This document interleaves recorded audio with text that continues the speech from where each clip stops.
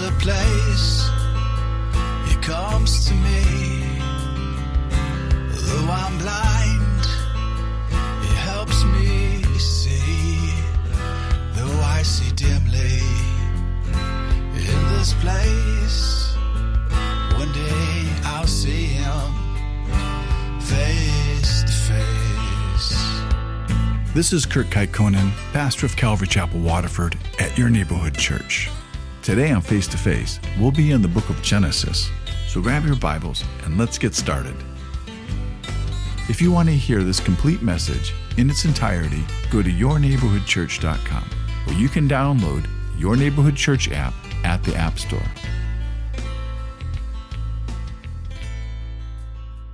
Okay, so this chapter 15, it begins with the words "after these things."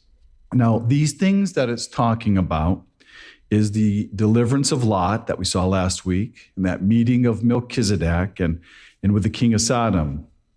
And it says that the Lord came to Abraham in a vision.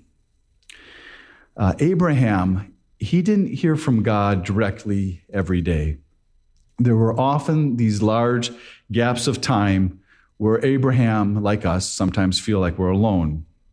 But him also being like us, he was someone God was very interested in whom he had made promises to fulfill in his life. And we can see that God had always been overseeing his life. But Abraham, he was just a man and he had emotions. And sometimes Abraham, he falls apart. He doesn't know the end of his story. He lives out his life a day at a time, just like we do. So Abraham, he's 85 years old here. And though he's accomplished very much through God, and in the same way where we start to think of retirement, he's starting to think about his legacy. He doesn't have any descendant that will be with him to live with him in his old age. And when I was young, I was a Christian. I wasn't rich, and I worked, but I realized that I didn't need much for myself. And I didn't have a family, but I desired to have a purpose, something to justify my work that I was doing. I wanted people to share it with, and I ended up talking to God about it all the time. So just like Abraham, he has this vision, and it's not that he just saw something, but it says that God actually came to him in the vision. And the very first thing God says to him is, "Don't be afraid." And when God tells you not to be afraid, that means you're afraid. Abraham, he may have been afraid, fearing retaliation from those kings that he had defeated last week, because the first thing God says here is that I am your shield. So God says he'll be his protection. And he may have been having second thoughts about not taking any of that wealth from the king of Sodom, because God also says here, he says, I am also your exceedingly great reward. But Abraham may have just been afraid because he's in the presence of God. And you'll read through that. That's very common in the Bible. Sinful man in the presence of a holy God, their creator. And I like how God says here, he says, I am your shield, because it's really consistent. Because this is before God had revealed himself as the I am to Moses. And he's still saying, I am this, I am this. And so now God has given Abraham a reason not to be afraid, because he's going to be all these things to Abraham. So Abraham not being afraid anymore, now he has that courage to be able to speak. And it might sound like Abraham saying, well, what kind of reward do I need since I don't have an heir? I'm childless. And then he mentions that his heir is just going to be one of his servants. And you kind of wonder, how come he doesn't ever mention Lot, or why Lot wasn't recognized as going to be an heir of Abraham's? Because he'd rather give his wealth to one of his servants than he would to his own nephew. And I don't know why, but it may be because of Lot's lifestyle. or the choices that Lot has been making. Because we're going to see what goes on in Lot's life in a couple more weeks. And so we don't know why he didn't consider Lot as an heir. But we do know at this point that Abraham has already been given a promise of children. But that promise was over 10 years ago. And that promise was that they would be as the dust of the earth. But you see, Abraham and Sarah, they're starting to get old. And you would think, well, yeah, they are getting old. He's 85, she's 75. And why is it taking so long? But there's a reason why it's taking that long. And it's because Abraham and Sarah, they both need to realize that they have no hope in themselves to be able to accomplish this work of God in their lives. They have no hope in themselves to be able to have children. They need to know that this is a God thing. And actually, the whole world needs to know that this is a miracle. This is only something that God could do. But for this long time, Abraham and Sarah, they've only been living on God's promises. And God, he understands Abraham's frustration. And you see, Abraham isn't being rebuked for his wavering faith, but he's assured by God that these promises that he has already made. And even after all this time of not seeing anything change in any of the circumstances, it says that Abraham, that he still believes God.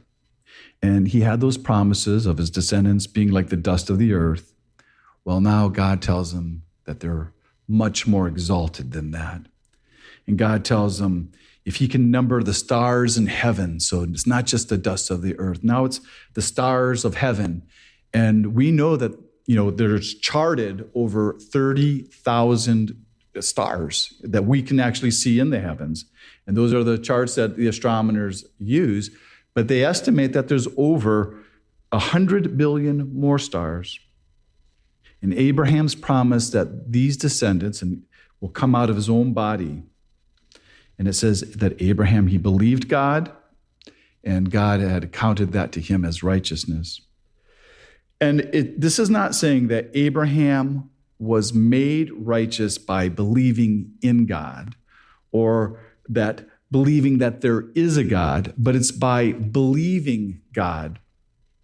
Because a lot of people believe in God, and a lot of people believe there is a God, and actually, the devil actually believes there is a God, but they don't believe God. They don't believe the things that he says. In the Hebrew for believe here literally means to lean your whole weight upon. And the same verse where it says, he believed in the Lord and it was accounted to him as righteousness. Well, that verse, it's quoted 3 times in the New Testament. It's quoted in Galatians 3:6, Romans 4:3, and James 2:23. And it's this type of believing that was accounted, or the other word, imputed, which means that this was put to Abraham's account, this righteousness. And the truth is that righteousness is what Abraham needed more than he needed anything else, because it's just like us. Abraham, he did not have a righteousness of his own. It had to be given to him by God. And this was given to him by believing God's promise. And that, again, it's just like us. By our believing God's promise that through Abraham's descendant, Jesus, that we're giving his righteousness to our account.